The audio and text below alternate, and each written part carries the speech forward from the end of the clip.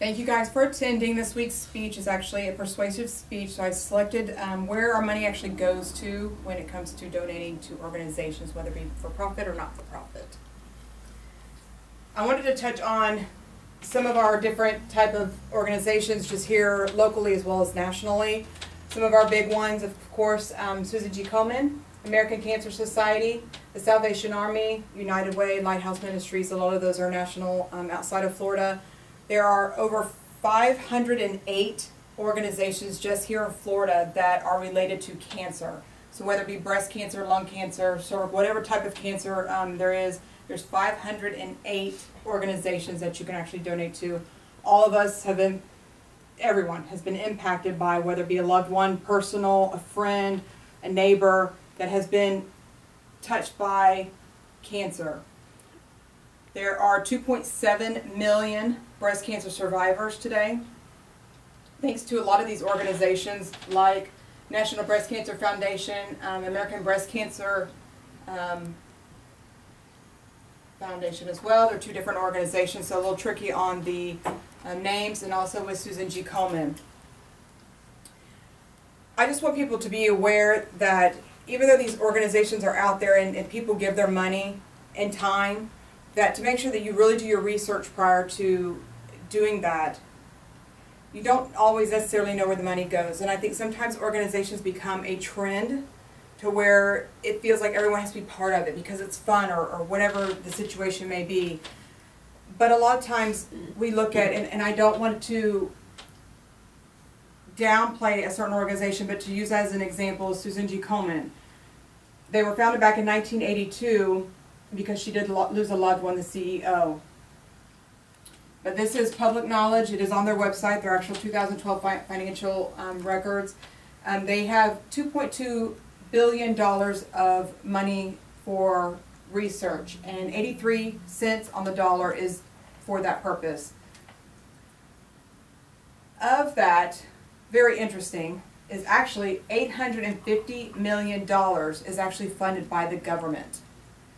So our government actually plays a big part in a lot of these large organizations to give money for these causes.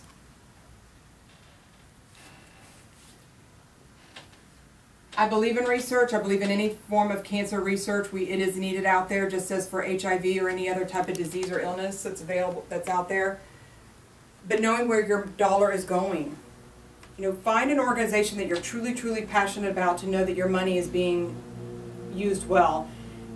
I believe in these big organizations. They do help, whether it be research, particularly Susan G. Komen with your mammograms that are help with Planned Parenthood for low income and uninsured people that are diagnosed.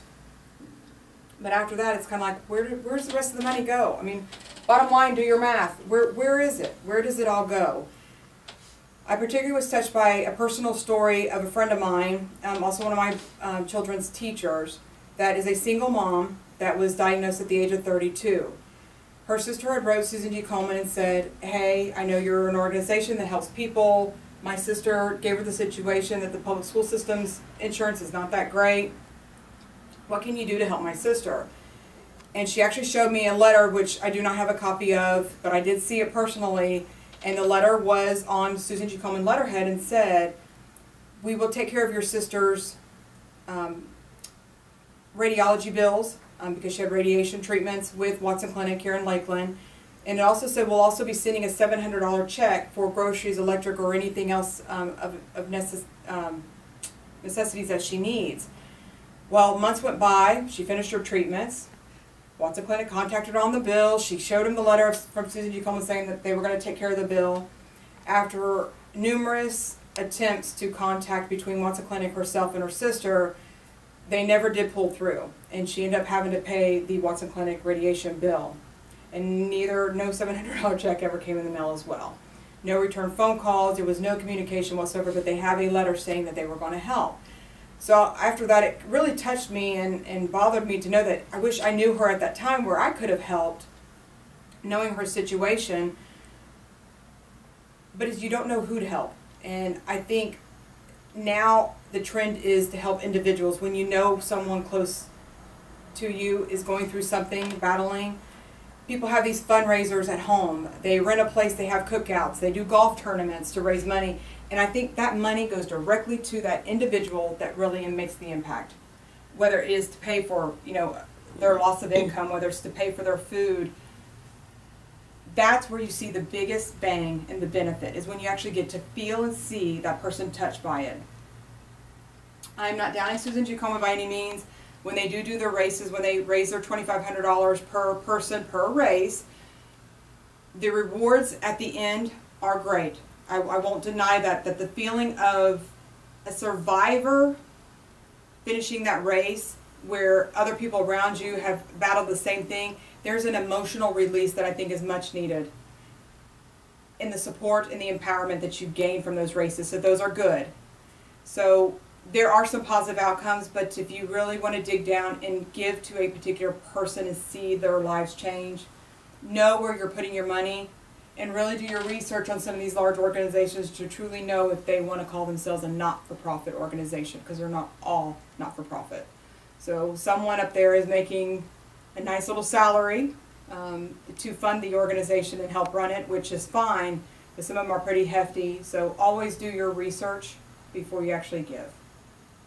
So, any questions? No. I do have a handout just on one of the organizations. I will also post it online with the video. You're more than welcome to take a look at it just to see the breakdown of where some of these fundings go. Absolutely. Thank you.